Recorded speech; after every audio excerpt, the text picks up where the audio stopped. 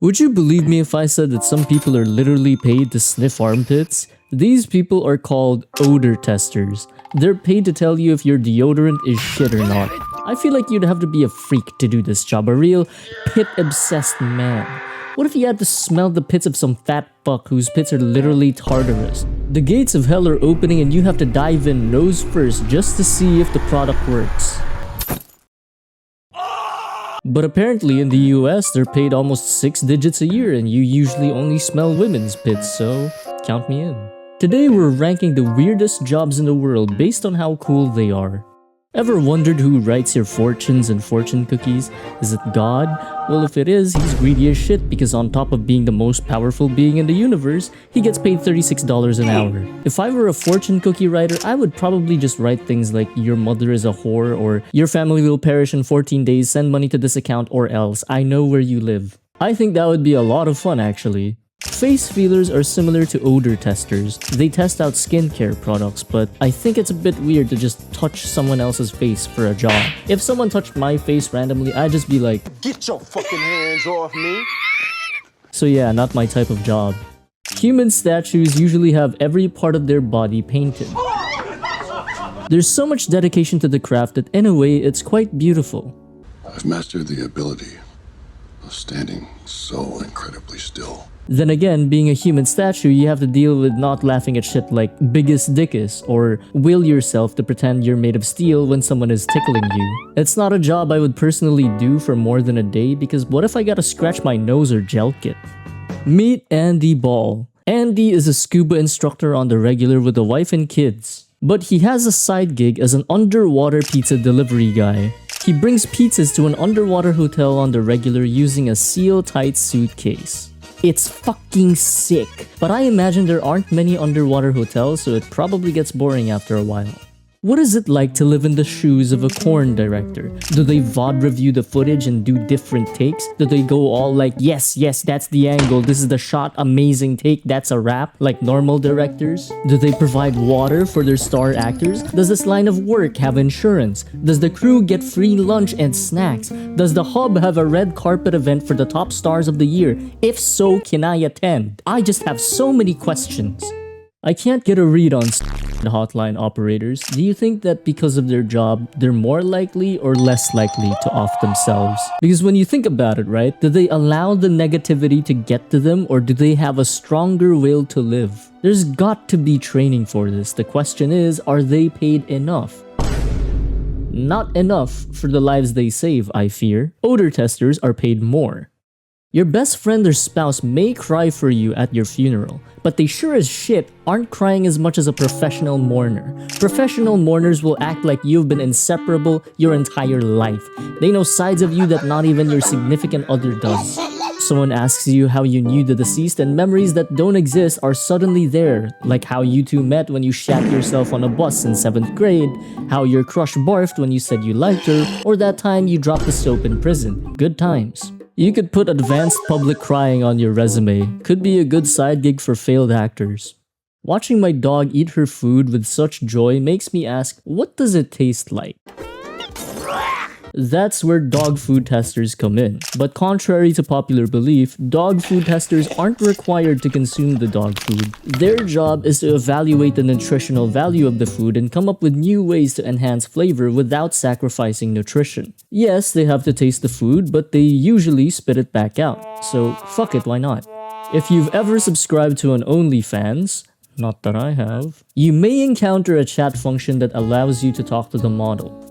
Do not press it. It's a scam. You're talking to someone else chatting on behalf of the model. These people are called OnlyFans chatters. Essentially, you're paid to flirt with people, do dirty talk, and milk people out of their money. But it's not ideal because the hours are grueling and you would be surprised at the number of men who think they can get with a fucking model. Trust me, I've tried and failed 7 times already.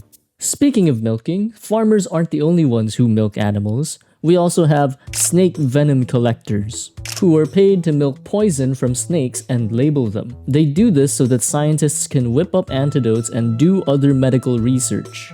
It's a very dangerous and high-risk job and it only pays $60,000 a year, but my toxic trait is thinking I can do everything flawlessly. Adult toy testers have the most fun in their job. It's the ideal job. You're getting jerked off, you don't have to do anything, and you're getting paid. I'm there. Hiring professional sleepers. Do you have a passion for slumber and can doze off anytime? Work on site sleeping quarters? Unlimited pantry meals? I fucking lied. Now this is a dream job. What might not be a dream job but is in fact the coolest job is ethical hacker. You're so good at what you do that companies hire you to destroy their system, just so they can find a new way to counter you. Imagine you sit down at your desk, crack your neck, stretch your fucking arms, you put your hands on your keyboard, let the aura farming commence. If you've ever wondered what the average dick size is, that's quite big. Ask your local circumciser. They know not only the length, but also probably the girth and sack size. How many dicks do they see per day on average? Do they gotta record the before and after of the penises? These are the types of thoughts that have kept me from making new friends. Hey man, will you pick up this golf ball if I get it really far? Bitch, I'm a golf ball retriever for a reason. Hey! Fuck. Hey,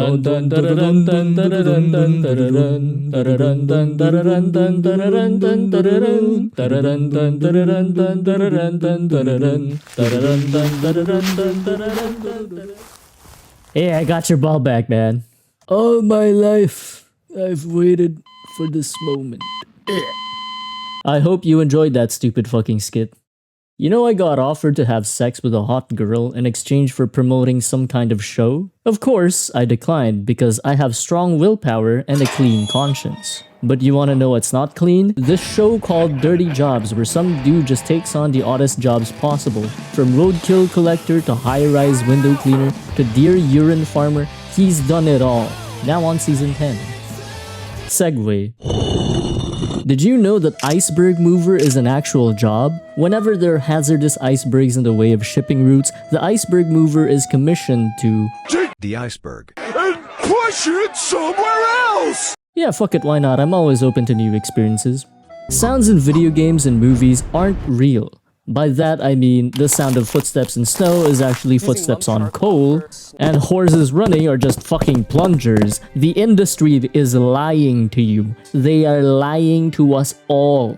And the key liars are Foley artists. They make sounds for shit using other shit. It sounds easy, but it's incredibly hard to keep up. And it's a super niche job that probably only a few hundred people are capable of doing, but I'm the chosen one, so I could probably do it. This is an ad with a hand showcasing a product, and the person holding the product is called a hand model. They're very important to skincare brands because they single-handedly showcase the effectiveness of their products. Bigger brands usually have more than one hand model, so other models can come in handy when their favorite isn't available. You can get paid very handsomely based on what you're doing. Doing commercials can hand you thousands of dollars, and images can hand you about hundreds of dollars. Okay, I'll stop now. The last job on this list is being a Discord moderator. It's pretty weird getting paid to manage a Discord server. Top content creators typically get people to manage their server because they're too busy with other shit. So top Discord mods can actually get paid a pretty penny. It's designed to be a side gig, but some people manage multiple servers at a time to make it a full-time job. Of course, the more servers you manage, the more your head aches. That's the list. Leave a death threat in the comments if you hate the video. Goodbye.